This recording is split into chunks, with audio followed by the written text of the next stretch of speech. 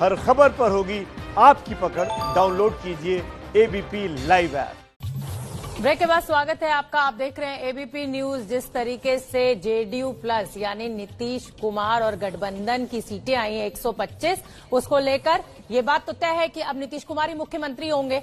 लेकिन कांग्रेस के जो दिग्विजय सिंह है ना, उनको बहुत दिक्कत हो रही है। वो कह रहे हैं कि संघ में आ जाइए, संघ छोड़कर कांग्रेस में आ जाइए, गठबंधन में आ जाइए देश के लिए। हमारे सहयोगी ब्रजेश राजपूत के साथ खुद दिग्विजय सिंह जी मौजूद हैं। ब्रजेश, जरा पूछिए दिग्विजय सिंह जी से, इस तरीके का ऑफर देने के क्या मायने हैं? बिल्कुल बिल्कुल, दिग्विजय सिंह जी मेरे साथी हैं। सर, आपने जो सुबह सुबह ट्वीट करके हंगामा मचाया हुआ है कि नीतीश कुमार और आ जाएं वापस और कांग्रेस का सपोर्ट करें, तो क्या ये सोच संभव?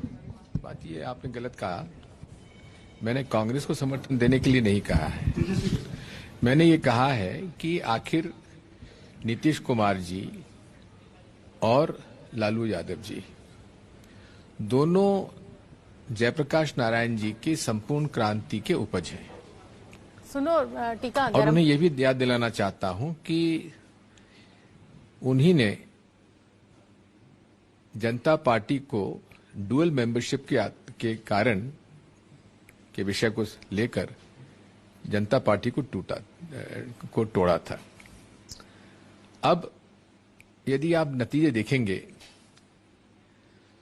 तो एमआईएम को फायदा हुआ, उधर भाजपा को फायदा हुआ। जो धर्म के आधार पर सामाजिक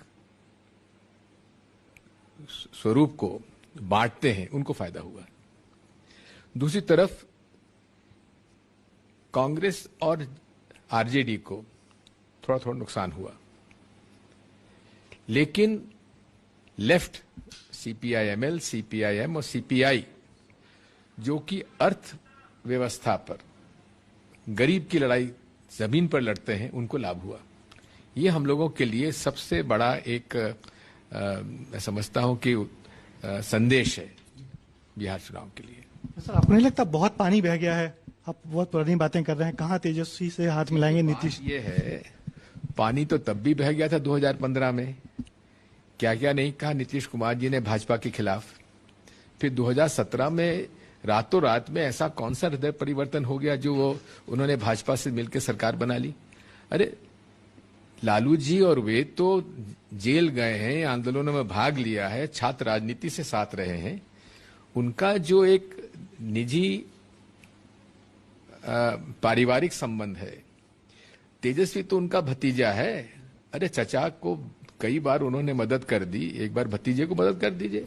और उनके मन का जैसा भी कुछ होगा, जैसे समझौता पिछली बार हुआ था 2015 में, उसी हिसाब से अब हो जाएगा। लेकिन फर्क इतना रहेगा कि तेजस्वी मुख्यमंत्री हो जाए और नीतीश कुमार जी के नुमाइंदे जो हैं वो मुख्यमंत्री हो जाएं, और वो खुद जो हैं एक मेंटोर की तरह से वहां से राज्यसभा में आकर और पूरे देश में जो सांप्रदायिक सद्भाव में विश्वास रखते हैं, जो महात्मा गांधी की विचारधारा और जयप्रकाश नारायण जी की विचारधारा से मेल खाते हैं, समाजवादी विचारधारा से मेल खाते हैं, धर्मनिरपेक्षता के पक्षधर हैं, आइए सब लोग मिलकर काम करें और इस देश को बर्बादी से बचाएं। आप कह रहे हैं कि चाचा भतीजा हाथ मिला लें? पहले नहीं थे क्या?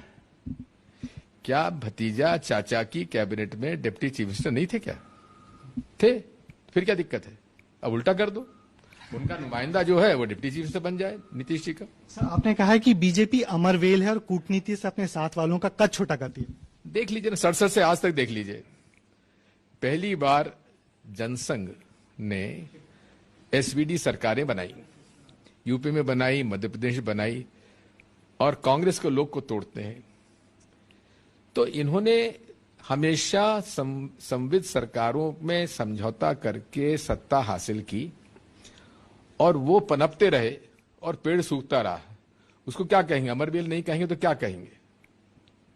जिस पेड़ से लिपटे वो गए। बीजेपी ने तो मध्य प्रदेश में आपको काफी डेंट कर दिया है। अगर आप इस मध्य प्रदेश की बात करते हैं तो उसमें भी मैं विश्लेषण करना चाहता हूं। ठीक है, मध्य प्रदेश के चुनाव का विश्लेषण यह है मीडिया कहता था कि सिंधिया जी ही ग्वालियर में कांग्रेस है। कहते थे कि नहीं आप लोग, कांग्रेस 0 हो जाएगी। लेकिन कांग्रेस, नई कांग्रेस खड़ी हो गई। और यदि आप 16 सीटों में आप गुना पार्लियामेंट सीट की 3 सीटें छोड़ दीजिए, बमोरी, मुंगावली, चंदेरी, उसके बारे में अलग से बात करूंगा, तो रह जाती हैं 15। 15 में से 7 सीटें कांग्रेस जीती हैं। एक में बरैया जी को 51 वोट से हार रहे थे, उनको फिर रिकाउंटिंग में 171 वोट से हरा दिया।